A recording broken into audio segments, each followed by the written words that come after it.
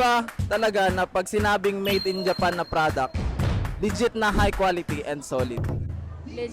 Legit na high quality. Based on my own experience, halos 10 years na ako nagtatrabaho sa factory talaga ng mga parts ng sasakyan, parts ng fune, yung mga ship, mga boat, yung mga ganyan. Yung mga motors nila, as in quality talaga. Alam mo yung sobrang liit na ganung bagay lang, talagang aabutin kayo ng halos 2 linggo, may meeting pang malaking meeting pa silang gagawin para lang malaman paano nagsimula.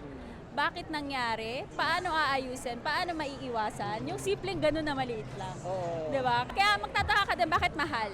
Quality kasi talaga, kaya yung price niya, worth it din yung price, diba? Oo, yun. Kaya para sa akin, pag sinabi talagang Japan products, talaga yung quality talaga grabe.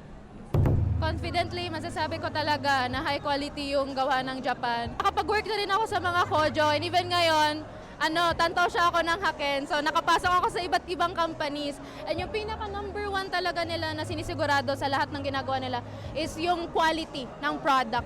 Kahit konting gasgas lang, hindi na siya pwedeng tanggapin dun sa talagang laging tapon na agad yun. Wala na sa linya. Wala na sa linya, tapon agad yun. Kahit na konting hulog lang, nabangga mo lang siya, hindi na yun pwede. Kaya kung quality yung usapan, high quality talaga ang Japan. Legit talaga yung pag Japan product. Actually, meron ako example yan eh. Japan product, pwede kong ibenta. Yung mga resibo ko, sobrang dami yan eh. So, legit yun. Pero actually, yung sa experience ko talaga dito, para sa akin, yung Japan quality, para nakatatak na eh, dati pa. Yung sobrang quality talaga. Maganda kasi dati ako, nag-welding ako, di ba, gumagawin ng barko. Sobrang ganda ng quality. Yung details nila sa trabaho, konting mali lang, balik ulit or pag-uusapan. Actually, example sa amin sa welding dati, pag chine-check siya, as in, maraming checking na mangyayari. So, unang check, tapos mayroon naman kasunod ulit. Siguro mga 4 hanggang 5 check bago lalabas sa yan. Palagay ko talaga, sobrang napaka-mitikuloso.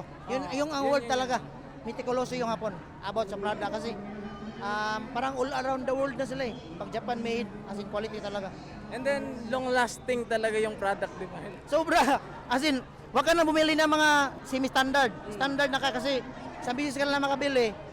Tagal na. Pangmatagal. Pangmatagalan, oo.